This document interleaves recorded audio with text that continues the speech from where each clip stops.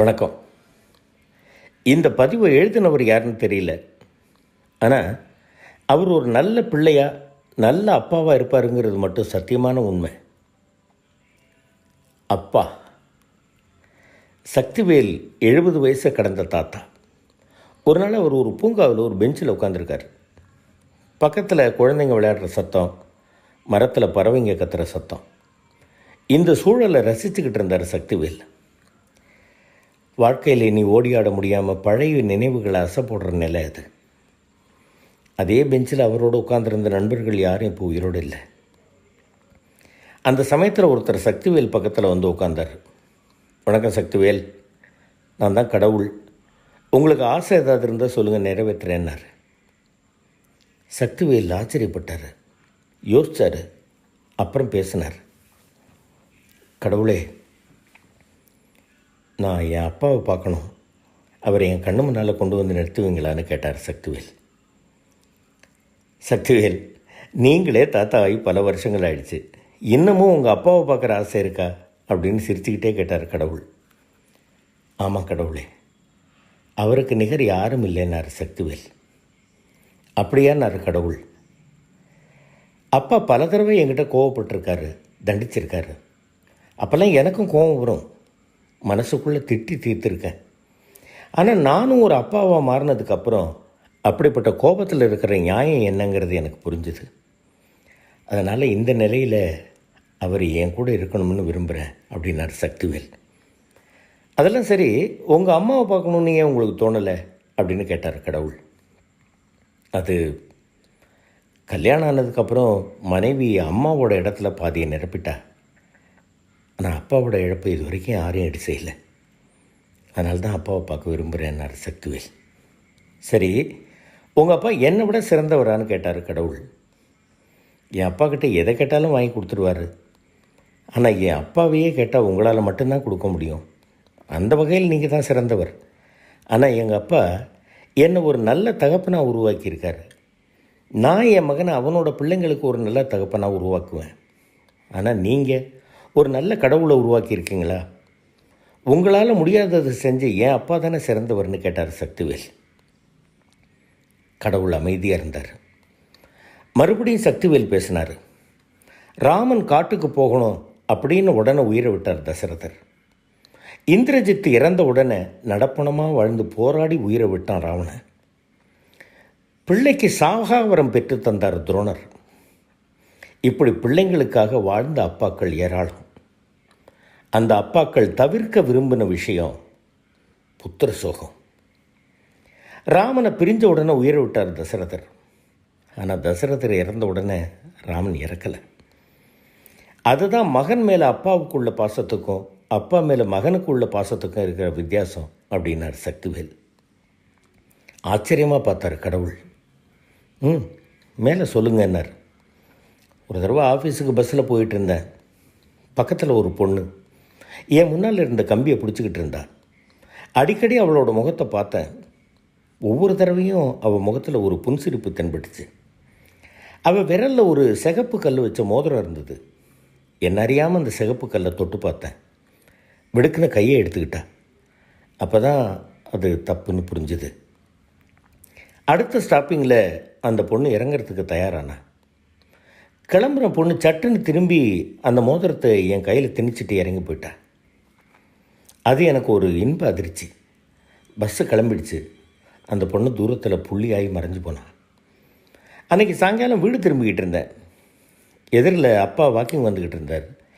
அவர்கிட்ட போய் பஸ்ஸில் நடந்தது அப்படியே ஒரு வரி மாறாமல் சொன்னேன். மோதிரத்தை அவர்கிட்ட காட்டினேன். அவர் முகத்தில் எந்த சலனமும் இல்லை. நாளைக்கு அந்த மோதிரத்தை அவர்கிட்ட திருப்பி கொடுத்துரு அப்படின்னு சொல்லிட்டு வாக்கிங்கை தொடர்ந்தார். வீட்டில் யாருக்கிட்டையும் அவர் இதை பற்றி பேசலை அப்படின்னு சொல்லிட்டு அமைதியானார் சக்திவேல். அந்த மோதிரத்தை அடுத்த நாள் அந்த பொண்ணுக்கிட்ட திரும்ப கொடுத்துட்டீங்களான்னு கேட்டார் கடவுள். சக்திவேல் சிரித்தார்.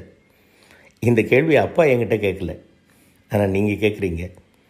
அடுத்த நாள் அந்த மோதிரத்தை திருப்பி கொடுத்துட்டேன். ஆனால் அதை கூட அப்பா கிட்ட சொல்லலை. அவரும் அந்த பதிலுக்காக காத்துக்கிட்டு இருக்கல.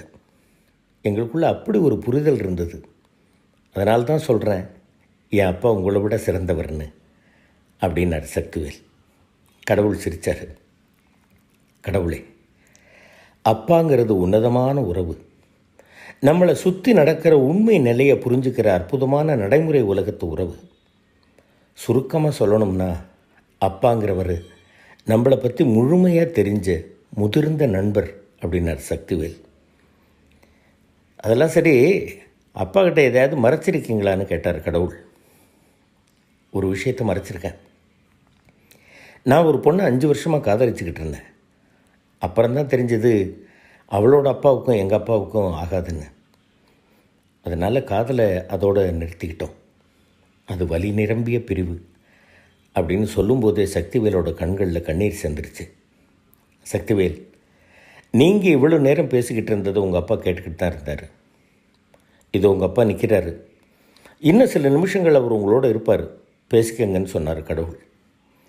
சக்திவேல் ஓடி போய் அப்பாவை கட்டி பிடிச்சிக்கிட்டாரு. 2 பேர் கண்கள்லேயும் கண்ணீர். சக்தி, என்கிட்ட ஒரு வார்த்தை சொல்லியிருக்க கூடாதாப்பா? என் வரட்டு பிடிவாதத்தை விட்டு கொடுத்துட்டு அந்த பொண்ணையே உனக்கு கல்யாணம் பண்ணி வச்சுருப்பேனே அப்படின்னார் அப்பா. சக்திவேல் அமைதியாக இருந்தார். அப்பாவே பேசினார். ஒரு அப்பாவுக்கு கிடைக்கிற பெரிய வரம் என்ன தெரியுமா? அவர் எல்லார் மேலேயும் எவ்வளோ அன்பு வச்சுருக்கார் அப்படிங்கிறத மற்றவங்க புரிஞ்சுக்கிறது தான். அந்த விஷயத்தில் நீங்கள் எல்லாரும் என்னை நல்லா புரிஞ்சு வச்சுருக்கீங்க.